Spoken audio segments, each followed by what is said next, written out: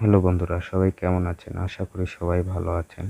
এখন আপনাদের মাঝে যে বিষয় নিয়ে কথা বলবো সেটা হলো আমরা ইউটিউবিং করার সময় বা অ্যান্ড্রয়েড টেক ভিডিও বানানোর সময় আমাদের স্ক্রিনে মাউস ট্যাব অপশনটা কিভাবে আসে বা কিভাবে আনতে হয়। এই জন্য আমাদের প্রথমত স্ক্রিন রেকর্ডার স্ক্রিন রেকর্ডার এখানে আসতে হবে। এখানে আসার পর সেটিংয়ে এখানে ক্লিক করবেন।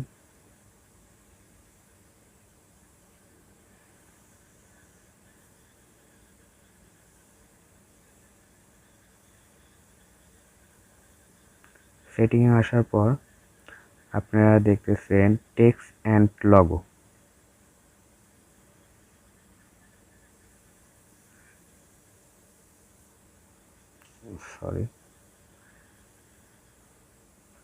টেক্সট অ্যান্ড লগো মানে আমার স্ক্রিনে একটা লগো দেখতেছেন, এটা আমি লগোটা ব্যবহার করেছি। আপনারা চাইলে এটা মানে মাউস মাউস পয়েন্টার এটা ব্যবহার করতে পারেন।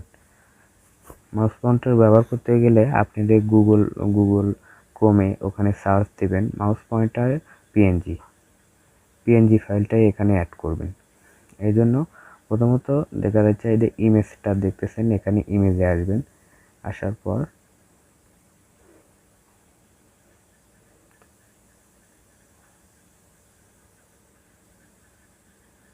আসার পর এখান থেকে আমি পিএনজি ফরম্যাটে একটা ইমেজটা নিছি।